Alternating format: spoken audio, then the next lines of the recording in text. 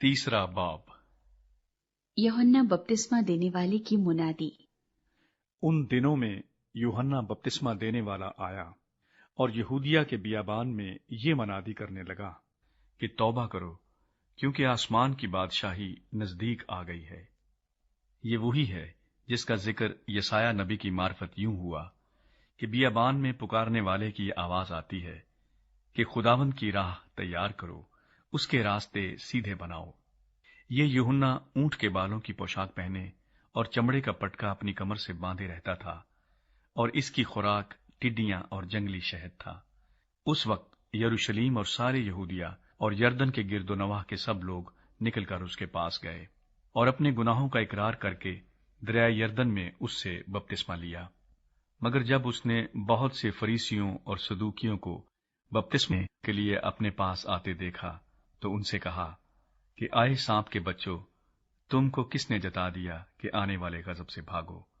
बस तौबा के मुआफिक फल लाओ और अपने दिलों में ये कहने का ख्याल न करो कि अब्राहम हमारा बाप है, क्योंकि मैं तुमसे कहता हूं कि खुदा इन पत्थरों से अब्राहम के लिए औलाद पैदा कर सकता है। और अब दरख्तों की जड़ पर कुल्हाड़ा रखा हुआ है, बस जो दरख्त अच्छा फल नहीं लाता वो काटा और आग में डाला जाता है। मैं तो तुमको तौबा के लिए पानी से बपतिस्मा देता हूं, लेकिन जो मेरे बाद आता है वो मुझसे जोरावर है, मैं उसकी जूतियां उठाने के लायक नहीं।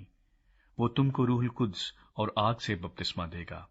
उसका छाज उसके हाथ में है और वो अपने खिलेहान को खूब साफ करेगा और अपने गेहूं को तो खत्ते में जमा करेगा, मगर भूसी को उस आग में जलाएगा जो बुझने की नहीं।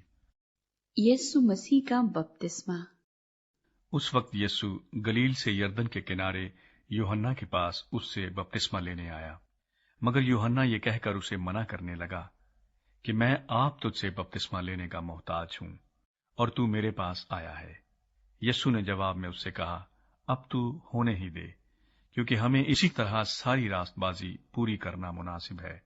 इस पर उसने होने दिया और यीशु बपतिस्मा लेकर फिलफौर पानी के पास से ऊपर गया, और देखो उसके लिए आसमान खुल गया और उसने खुदा के रूह को कबूतर की मानिंद उतरते और अपने ऊपर आते देखा। और देखो आसमान से ये आवाज आई कि ये मेरा प्यारा बेटा है जिससे मैं खुश हूं।